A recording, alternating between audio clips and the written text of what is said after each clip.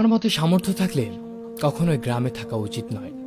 গ্রামে 100 বিঘা জমির মালিক হওয়ার চাইতে শহরে এক টুকরো ভাড়া বাসায় থাকা অনেক ভালো, অনেক আরামদায়ক, অনেক সম্মানের। গ্রামে স্থায়ীভাবে বসবাস করাটাকে কোন সূচকে এগিয়ে রাখা যায়? আসলে এখানের বেশিরভাগ মানুষ এতটাই টক্সিক যে তারা নিজেদের ব্যক্তিগত জীবনের চাইতে আপনার জীবন নিয়ে বেশি চিন্তিত। আপনার চুল বড় কেন, অনার্সে পড়া সত্ত্বেও মেয়ের বিয়ে দেয় না কেন, 25 বছর বয়সেও আপনি বেকার কেন, আপনার কোনো ব্যাচমেট বা আপনার সমবয়সী কেউ যদি বিদেশে গিয়ে লাখ লাখ টাকা কামায় তাহলে আপনি এখনো পড়াশোনা করছেন কেন? এসব আজগুবি বিষয় নিয়ে তাদের অনেক টেনশন।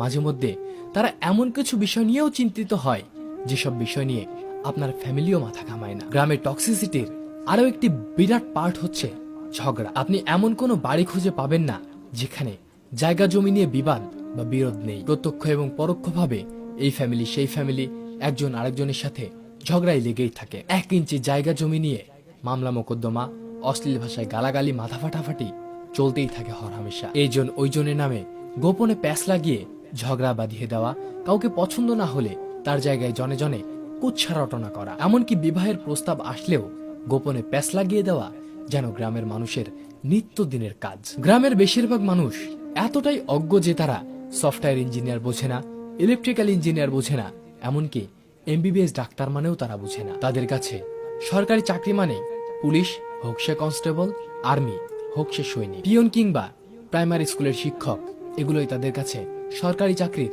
মানদণ্ড। একজন নার্সকে তারা যেমন ভাবে ডাক্তার ভাবে তেমন ভাবেই একজন সরকারি মেডিকেল, এমবিবিএস বা অন্যান্য ডাক্তারি ডিগ্রিধারীদেরকেও তারা একই রকম মনে করে। তাদের কাছে আপনি সরকারের কততম গ্রেডের চাকরি করেন তার চাইতে বেশি ইম্পর্টেন্ট আপনি প্রাইভেট জব করেন নাকি গভর্নমেন্ট। আপনি প্রাইমারি স্কুলের পিয়ন হলেও হয়তোবা তারা মেয়ে বিয়ে দিতে চাইবে, কিন্তু যদি শুনে আপনি প্রাইভেট কোম্পানিতে চাকরি করেন সে চাকরি যতই ভালো হোক তারা আমতা আমতা করবেই। তাদের কাছে আপনার উচ্চশিক্ষা গ্রহণের চাইতে আপনার যে বন্ধু এসএসসি পরীক্ষার পরে সৈনিক, কনস্টেবল কিংবা বিদেশে লেবারের কাজ করতে গিয়েছে তাদের দাম অনেক বেশি। আর টক্সিসিটির সবচেয়ে বিরক্তিকর একটা পার্ট হচ্ছে গ্রামের চায়ের দোকানগুলো। প্রতিটি চায়ের দোকানে চায়ের কাপে চুমুকি ওঠে গিবত দিয়ে। যেখানে কার বউয়ের বাচ্চা হচ্ছে না, কার ছেলে মেয়ের বিবাহ হচ্ছে না থেকে শুরু করে রাজনীতি, অর্থনীতি, খেলাধুলা, কোনোটারই গবেষণা বাকি থাকে না, যার অধিকাংশই আবার গুজব। এত সবের মাঝেও